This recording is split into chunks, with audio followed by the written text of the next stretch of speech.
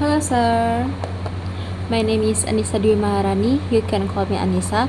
My ID student number is 2500004025. And this is my second video for English Phonetic and Phonology class. And let me hear the voice because I'm scared that the voice of this video is going to be the last video is actually getting eliminated by my phone. I don't know why, so I'm going to check for the audio first. Wait. Okay, it looks like it's fine. There is no issues about the audio, so let's start. It's 8 minutes read for this news. The title is Olivia Rodrigo's wardrobe isn't rage bait, it's a researcher, by Chelsea Sanchez. Okay. It's never easy for a pop star to introduce their next era if they are clinging too closely to what have been done in the past. Critics might grumble over a lack of innovation if they veer too far from what fans know and expect. They risk losing the base that gave them a platform in the first place. But for Olivia Rodrigo, the new album You Seems Pretty Sad for a Girl So in Love has smoothly relied on as she sings in the lead single Drop Dead. Oh, I love this song. Her own feminine intuitions. The 23 years old, with her third studio album released last month, user in perhaps the most exciting phase of her career yet. One where both her style and sounds are maturing in tandem. The 13-track records chronicle the lifespan of a relationship from the exuberance of initial infatuations to the whiplash of begging for affections. From a popular partner that was once so easily enamored, it already earned Rodrigo her third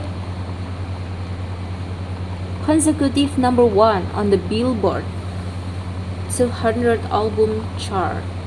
She kept the momentum going Monday with the announcement of Daisy Chain Fields, a new music festival featuring an all-woman lineup, including Chappell Brown, Dutchie, Bikini Kill, and Cat's Eye.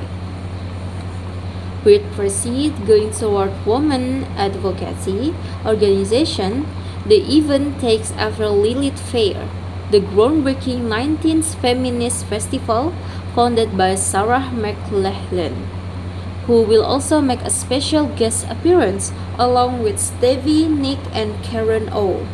Karen O? Her name is literally Karen O.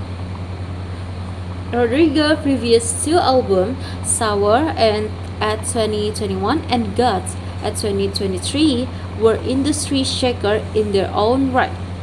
Songs like The Driver License and Vampire demonstrate her talent for writing breakup ballads, while hits like Good For You and Get Him Back showcase her proficiency in 90s punk rock, an area of music which has become her signature sonic playground. Up until now, Rodrigo's style reflects that musical predilections with a single rotation of plain miniskirt and platform boots, often landing as a hybrid mix between Gwen Stefani and Cher Horowitz.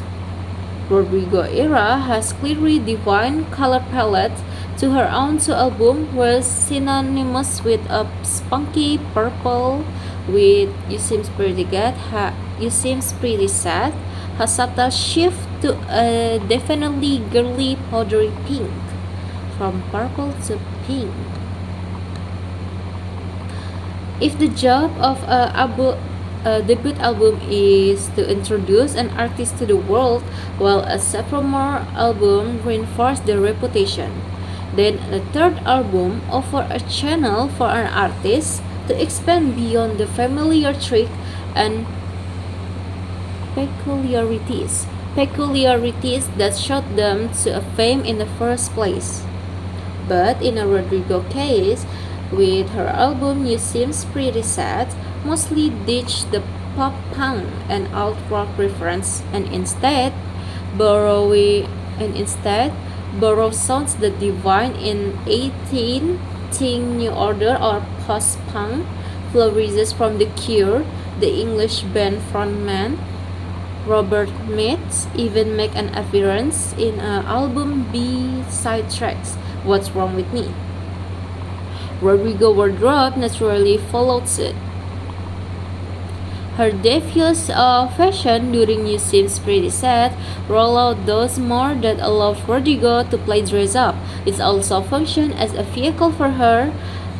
And gone are the Mary Jane Dr. Martens and schoolgirl plain skirt. Working with sister stylists duo Chloe and Chanel Delgadillo, Rodrigo has reconstructed her signature look to feel softer and more grown up, with outfit drawing from fashion reference just as diverse as her musical tastes. Anatomy of a New Era. Her new album ends up pulling a little bit from 80s new waves, but her look isn't really going 80s new wave, said music journalist Brittany Spanas of Rodrigo evolving sound and style, varies. She's been pulling from grungier 19 looks for her last two album cycle. This one she expand more into a hyper female version of it.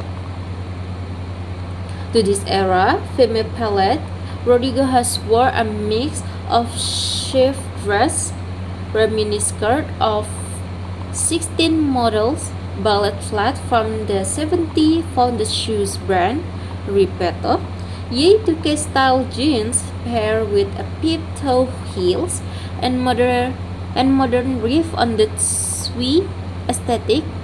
The music video for the album's first single, Drop That, featuring Rodrigo in two outfits, a replica of the crochet dress that Jane Birkin wore in a 1975 French film, Catherine and Co., and a pink and blue nightgown set from Chloe Pre-Fall 2026 collections, the latter of which looks like it could have been taken straight from a custom department of Sofia Coppola's Marie Antoinette. I think Olivia knows how to work a reference in a more profound sense than many pop stars. Stylish and trend spokesperson at a social shopping app Depop, Gabriela Careva Johnson, says over email, Depop served as one of the official partners of Rodrigo Daisy Chain Field.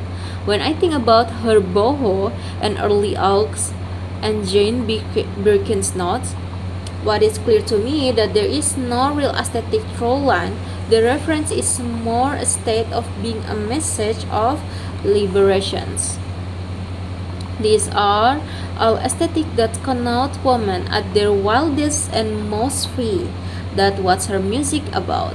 So why not also look that way? Rodrigo recent wardrobe contributes to her album world building, but her new style hasn't been formed in a vacuum. Either she knows how young people are dressing right now. She is the one. Careva fan Johnson said. In the last month alone, Depop research for a baby doll dress have increased by 144%. V.2 low-rise jeans by 102% and peep-toe heels by 108%. According to the platform, Rodrigo other beloved trends like vintage mode and indie sleaze are also on the rise on the site. But the relationship between Rodrigo wardrobe choice and this year's trend cycle is also symbiotic. You cannot really have the history of a popular music without a history of a fashion. Spana says it's a completely braided together. Artists, genre, and things like music era have always influenced and formed a trend in a fashion, and vice versa. Yeah, that's it. The articles. That's all from me for the second video.